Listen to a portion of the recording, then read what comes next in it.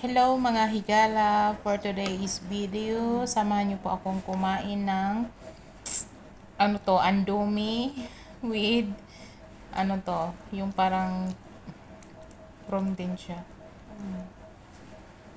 So nilagyan natin ng carrots, tapos itlog kasi palagi na lang tayo Andomi. So kain tayo mga higala.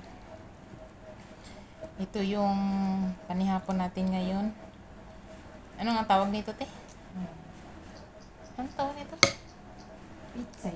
Oh, Chinese pichay. Pichay and carrots. So, lagyan natin itlog. Kasi palagi na tayo nag-aandomi mga higala. So, lagyan natin ng vegetables para healthy naman din. So, kain tayo mga higala. Samahan niyo po akong kumain ng andomi. Oh, ganyan.